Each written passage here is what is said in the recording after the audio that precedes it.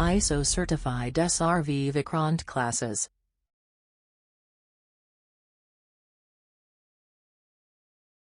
Chapter number 3 है पादप आकार की plant morphology. Question number first देखते हैं, मूलांकुर के अतिरिक्त पौधे के किसी भी भाग से विकसित होने वाली जड़ें क्या कहलाती हैं?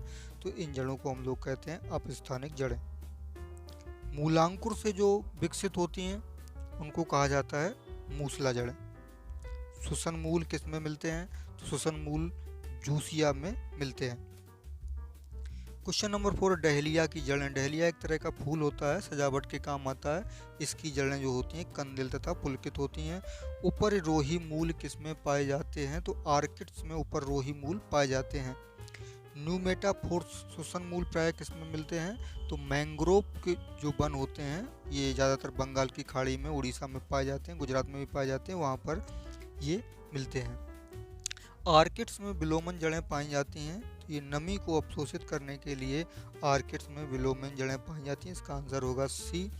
निम्नलिखित में से कौन एक जड़ नहीं है? तो आलू क्या होता है? तना होता है, ये जड़ नहीं होता। अवस्तंभ मूल पाया जाता है। तो अवस्तंभ मूल जो है वो पाया जाता है गन्ने में। स्तंभ मूल किस में पाया जाता है? स्तंभ मूल जो है वो अपस्थानिक जड़ों में पाया जाता है। डी नंबर इसका आंसर सही होगा। प्रांकुर से जड़ें विकसित होती हैं। जड़ें जो हैं वो विकसित होती हैं मूलांकुर से। बी नंबर आंसर सही होगा। गाजर क्या है? गाजर एक प्रकार की जड़ है। निम्नलिखित में से कौन सा या से पादपों का मुख्य अवशोषक अंग है? तो ये जो जड़ होती है वो मुख्य अवशोषक अंग है। ए नंबर इसका सही होगा। बरगद के पेड़ के तने से लटकने वाली मोटी जड़ें क्या कहलाती हैं? तो बरगद के जो पेड़ से जो लटकते हैं उनको हम लोग कहते हैं स्तंभ मूल। निम्न जोड़ों में से कौन सा गलत है? शंक्वाकार जड़ प्याज, कुंभी रूप जड़ सलजम, तर्क रूपी जड़ मूली, श्वसन मूल मैंग्रोव पौधे। तो इसका आंसर होगा शंक्वाकार जड़ प्याज। ये आंसर आपका गलत होगा।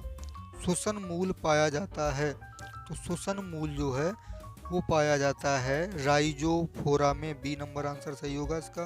पान की लता में बनने वाली जड़ कौन सी कहलाती है?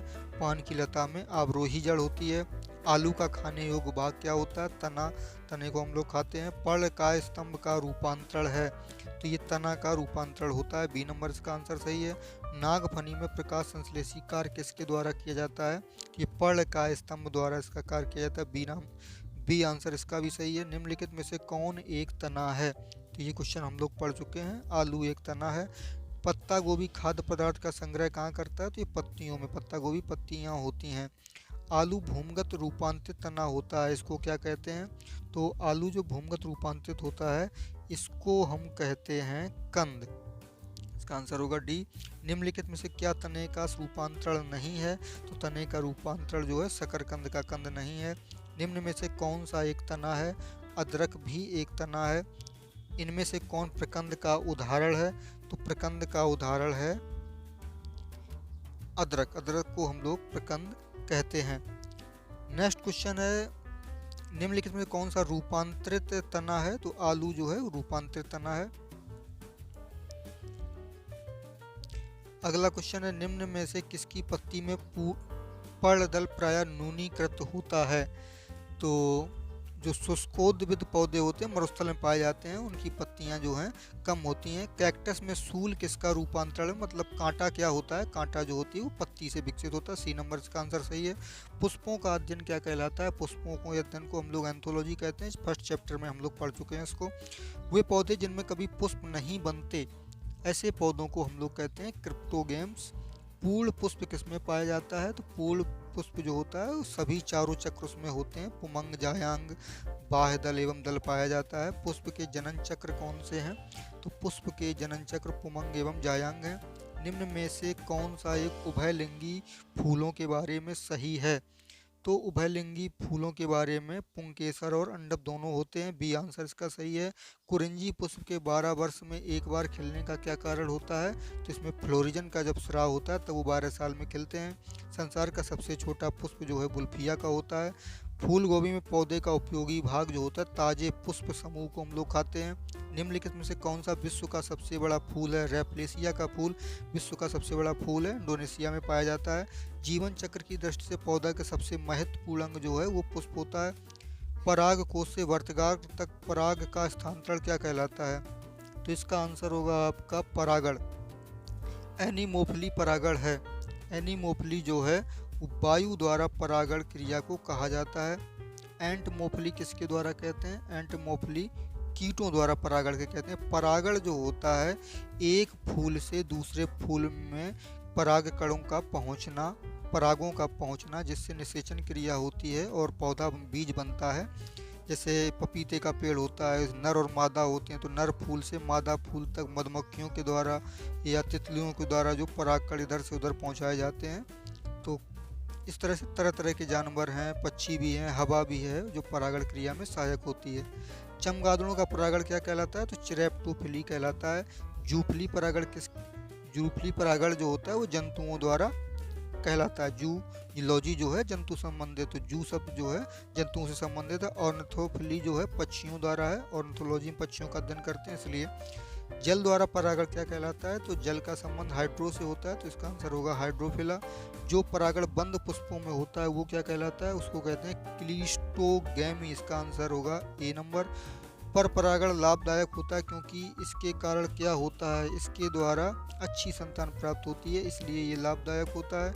वर्तकाग्र सदैव खुरदरा एवं चिपचिपा होता है, तो ये कीट पारगित पुष्पों में ऐसा होता है। घोंगे द्वारा परागण क्या कहलाता है?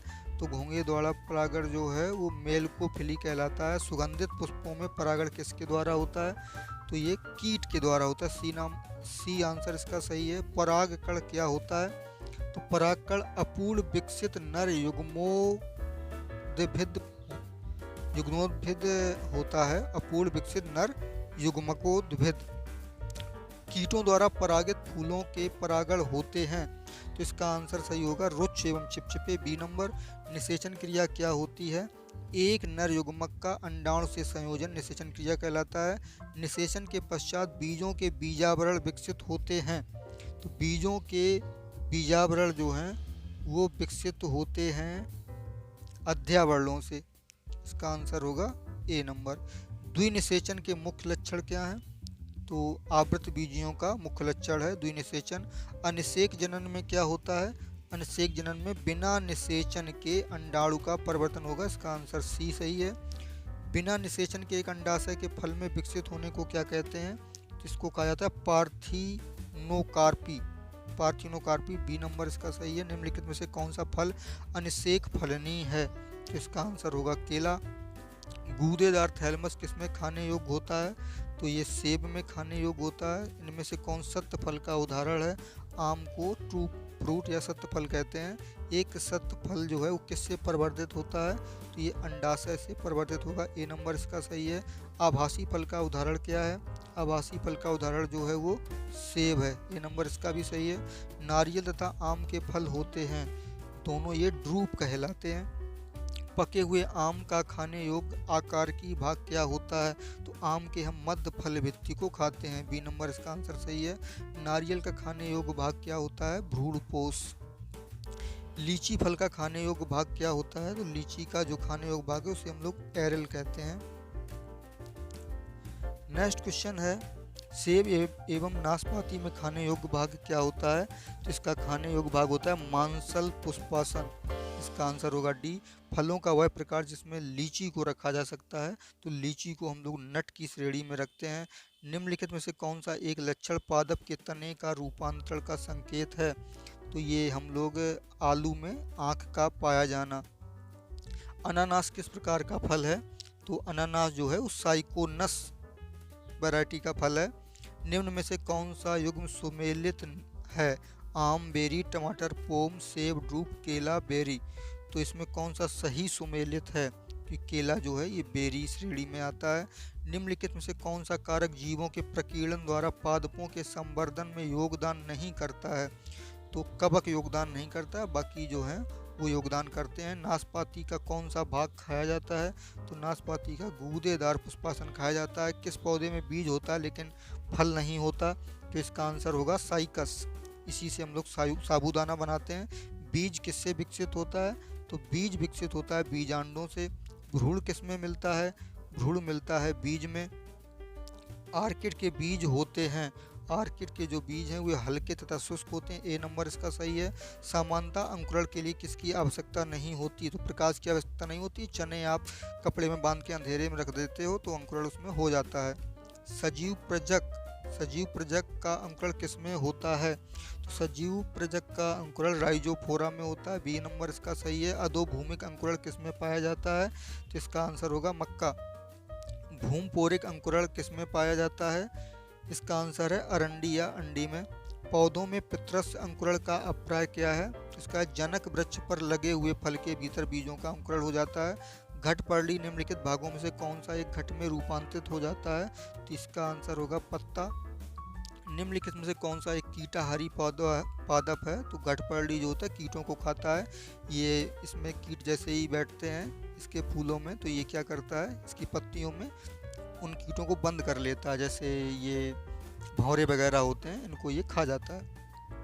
बीजों की किस स्थिति में संरक्षित रखा जा सकता है, तो बीजों को करने के लिए नमी तो बिल्कुल नहीं चाहिए, इसका आंसर होगा ठंड और शुष्क स्थिति चाहिए। विश्व का सबसे लंबा पौधा यूकेलिप्टस होता है। निम्नलिखित में से कौन सा युग्म सुमेलित नहीं है, तो इसका आंसर होगा घटपर्णी जलोद्भिद। चंदन जड़ परजीवी होता है। नीम का पौधा इसके साथ लगाया जाता है, नीम को ये खा लेता है, नीम सूख जाता है, फिर चंदन का पेड़ पनपता है। आर्किड अधिपादप होते हैं। अमरवेल तना परजीवी होता है। किस पादप में तना संचयन द्वारा चिरकालता के कार्य करते हैं, इसका आंसर होगा हल्दी। तो ये था आपका तीसरा चैप्टर पादप आकार की। नेक्स्ट चैप्टर में हम लोग मिलेंगे 4 नंबर आवृत बीजों की वर्ग की में। नमस्कार।